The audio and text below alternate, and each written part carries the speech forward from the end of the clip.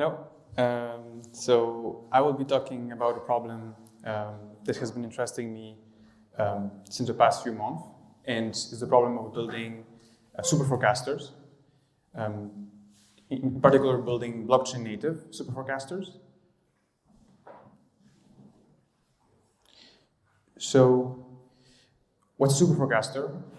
Super forecaster initially is a term used to designate special kinds of human forecasters. So human forecasters that are able to predict way above the baseline in a given domain.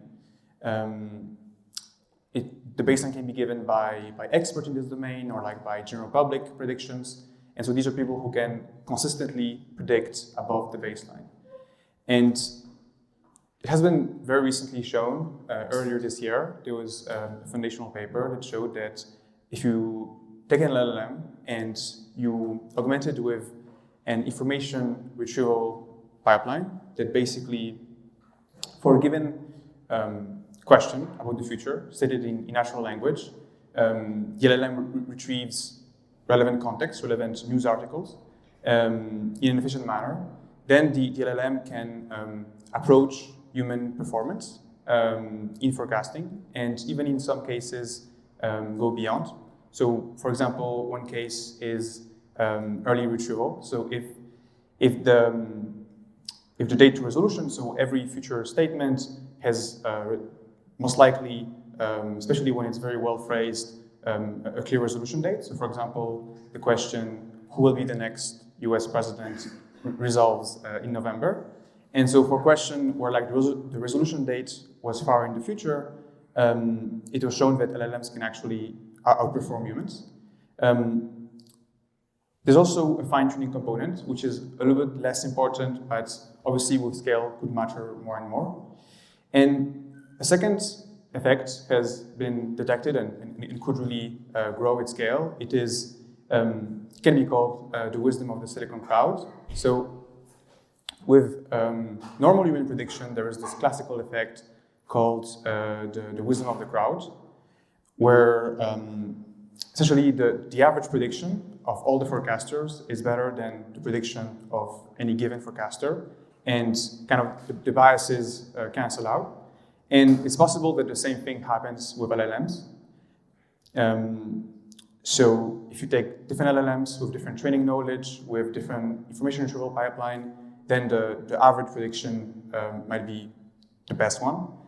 And also, so in that sense, an agentic approach, possibly supported by blockchain, can be particularly suitable.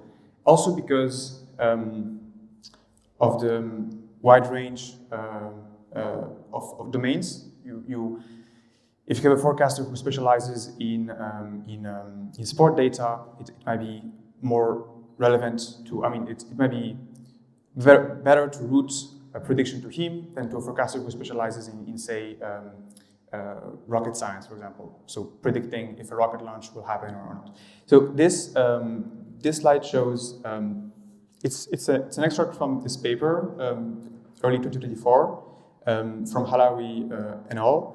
And it shows this retrieval pipeline where the LLM retrieves news article relevant to the question. It summarizes them and then selects the top K article and uses this top K article in context to make its prediction. And it also is prompt to reason as a super forecaster. So there are several super forecasting mental models that have been shown to work. For example, look for relevant comparison classes in the past, and by prompting the model to reason in that way and try to explain its forecast using these mental models, the model is better.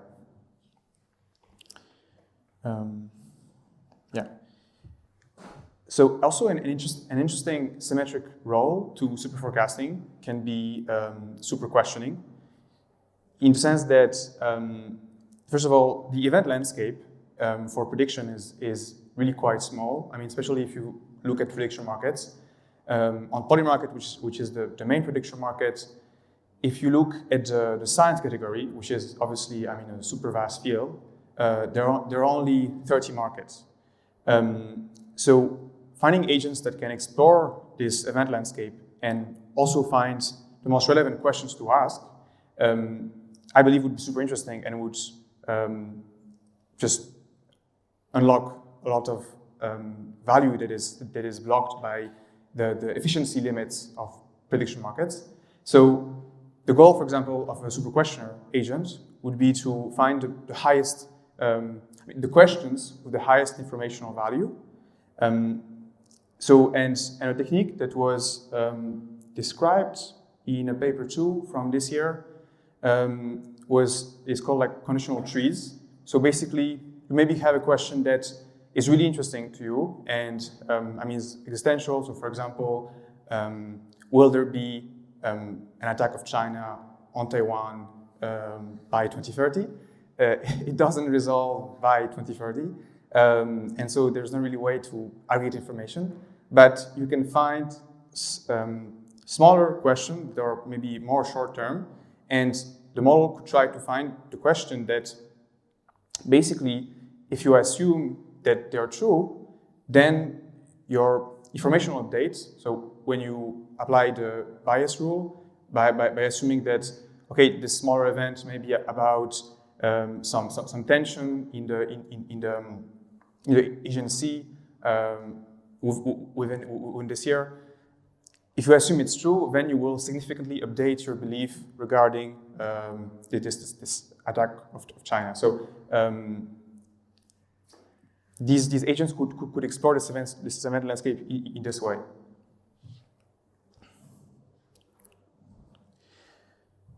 Another interesting design with regards to expanding this event landscape is the idea of a self-resolving prediction market. So currently in Polymarket, they use UMA. So it is a human oracle that leverages decentralization and leverages, I mean, has, I think, of course, very strong, like a very good security bounds, but it's pretty inefficient because it still relies on humans going and verifying the question and parsing it and so on. So it's not ideal to support, for example, a market where you would have 1,000 questions for one category. So a prediction market that would resolve by itself through here a reference agent could support such designs. So it could support an efficient resolution mechanism. And so the way it works roughly is that you have a reference agent who sends a prediction. I mean, all the agents send a prediction. You can think about it sequentially, Eisenman prediction, Mussiner prediction, and at some point there is a reference agent who saw all of our successive predictions, and he sends his prediction, and this sets the value of the reward of all the preceding agent. So on Polymarket, questions like events resolve to 0 or 1. So a Polymarket security will usually pay off either 1 or 0. I mean, to always pay off 1 or 0. But here the security could pay off P and like for the yes token and 1 minus P for the no token, because the reference agent would say that maybe there's 80% that this will happen and the other 20% of it won't. And so these designs have been shown to be almost incentive compatible. I mean, if the reference agent has access to enough so-called information substitute, so it's a condition on the informational value of the prediction it receives before. If it receives enough of these substitutes, then it is epsilon incentive compatible with epsilon tending to 0, as the number of substitutes increase. And so here we see, again from the paper that described that, we see how it could work. So we see these sequential, like the different agents sequentially sending their prediction, like the agent 0, 1, 2, and then there is T, which is the reference agent, and you use his prediction to score all the preceding agents, hence these arrows coming to the past. So I think it would be very interesting to build, an LLM super forecasting network. It seems that it would kind of building up on this idea that an agentic approach could be particularly suitable, and that you have these different type of agents, not only for forecasting, that collaborate. An LLM super forecasting network embedded within a blockchain could efficiently explore the event landscape and efficiently provide predictions. So with these different archetypes of again, the super forecaster, super questioner, and I didn't say it in the previous slide, but the question is how. So I talked about the reference agent, and the question is how do you choose a reference agent? And for example, a reference agent might be an LLM that would have access to these different informational substitutes. And it is, first of all, also realistic. I think there hasn't been yet a published paper about LLM-based resolution, but there are closed models that are able to have, to resolve accurately events with 90% plus accuracy. So the network would incentivize and push all these different archetypes to collaborate. And the general idea, which I think is especially clear for forecasters, is that you score these different agents based on marginal contribution. So for forecasters, for example, it's clear with something called the sequential scoring rule. So with prediction, you have different types of scoring rule that are meant to incentivize you to reveal the prediction you believe is true. So you believe that the event has a probability P of happening, and you want the scoring rule to be set up in such a way that you want to report P and not maybe P plus epsilon. So you have something called sequential scoring rule, where your score depending on how much new information your prediction brings compared to what information is already there before. And then this network could also be a kind of router or aggregator between these different kind of more specific agentic characteristics. So if you have a super forecaster, as I said before, they can specialize in sports or in science.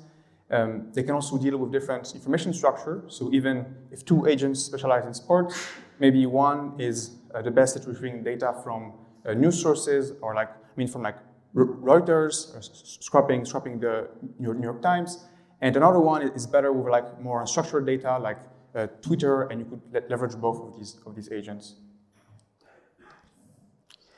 Another interesting design, which is slightly different, and so the previous design I think would be more about building this super forecaster and building you could say a super forecasting silicon crowd, where this network works together to output the best prediction. If one thinks more in terms of how to extend prediction markets using LLM, how to have a polymarket with 10,000 plus events settling regularly and per month, you could use perpetuals. So perpetuals, they have this structure with an index price and a Marc price, and basically the Marc price is the price at which it trades. It's like the consequence of buying and selling the perpetual, and the index price is the price of the underlying. So if it's built on top of a spot market, it will be the price on the spot market. So the design here is to have so you want to create a perpetual for a given prediction market. So create a derivative for prediction markets. So the prediction market may or may not exist. Let's say it doesn't exist. And then what index price do you pick? And the idea would be to pick as the index price, the probability that is given by the LLM.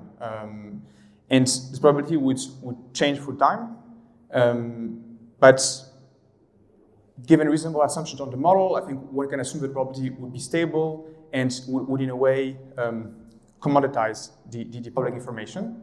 And again, if the LLM has access to enough different information sources, it can be robust. And even in the simplest sense, like really with the most basic model, if you think that the LLM produces its probability by accessing maybe 10 different sources, like the New York Times and other sources, then it is reasonable. I mean, it is manipulation resistant in the sense that if it equally weights these sources, you only will manipulate. Like if you manipulate one of these sources, you will only manipulate, say, 1/10 of the output probability.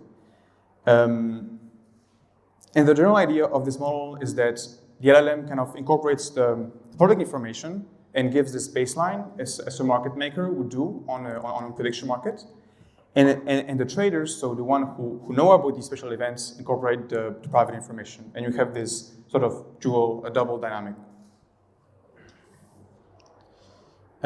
Yeah, so I have been experimenting with these ideas on BitTensor, which is this one of these AI blockchain. I mean, trying to coordinate models. It has a quite simple mechanism. Essentially, I mean, I think it's a scoring rule, essentially, with two entities. Miners are the one running the models. So in this case, running the LLM forecasters, and validators are the one sending the events.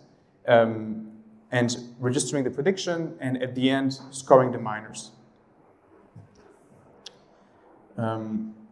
So this Silicon Crowd, I mean, this project is already live now for some time. And yeah, I'm actively working on improving the accuracy and extending it. Kind of the basic design is that you have a proper scoring rule, such as a classic scoring rule in this field is the Breyer scoring rule, and you have exponentially decreasing weights, which means that miners send, so an event is created, and miners send a prediction as it starts, and then they continually send prediction until the resolution. So you have a time series, and you apply exponentially decreasing weights, so it goes to 0 when the event resolves. So that miners are incentivized to send prediction early when there's less information, and also based on this earlier paper where they are the most likely to actually outcompete humans. And like kind of one of the key problem, and I think also probably like the key element needed to have a Silicon Crowd is a high quality event landscape, because especially I mean within mechanisms like BitTensor where what really matters is the competition, and what really matters is how much incentive you can extract. If you, for example, just stream polymarket events to miners, they will try to copy the price and try to rather than run an LLM. So the goal is to create events. So we have already created some of these events, and we're moving to like an entirely LLM-generated event set, but the point is to create events that are similar to polymarket in kind, as a kind of first baseline, but that are LLM-generated, so that there is no price to copy, and you just have to run models to understand these natural language statements. So, and something quite easy, or I mean reasonably accessible to create such events is to take fixed structure. So you for example, you ask about protest rates, or like about the weather, about stock prices, about the future headlines. But ideally, like you create, so it's related to this idea of a super questioner. So ideally, you have a model who understand, given an article and a context, what is the right question to ask, and also whether some articles just don't have this. Some articles are about the past, or like you have to understand that some like the model has to understand that some article aren't relevant. And so future work, I mean, in like within, I guess, this month or two, is one pulling information across miners. So right now we're just averaging kind of the miner prediction, but having, you could imagine that all miners could contribute to an information pool through their information retrieval pipeline, and this pool could be leveraged across all miners. Having LLM resolvers, this is, I think, especially important if you want to have an event landscape that scales, because if you rely on UMA resolvers, especially with the way their incentives work, I mean, you have to post a reward and such fees. It's more difficult. And the last point, which is actually mentioned in this initial paper, approaching human forecasting capabilities, is iterative fine-tuning. So even if this network is, say, still producing maybe below human forecasting, below human level forecast, it continually produces data in the sense of that you have a prediction, you have a reasoning, and you have a news context, and you can use this data to continually fine-tune your models. And I'll say, as a last point, something regarding the LLM-based perpetual design, how it could be implemented. I think that, the simplest solution is to commit to weights. A certain model for giving the index price is chosen and committed to.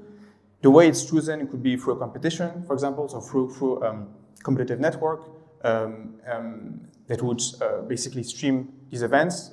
So for example, if you want to create a perpetual for geopolitical events, you could evaluate the model on geopolitical benchmark, and the best model would have its weight committed, and then one could use, for example, TE to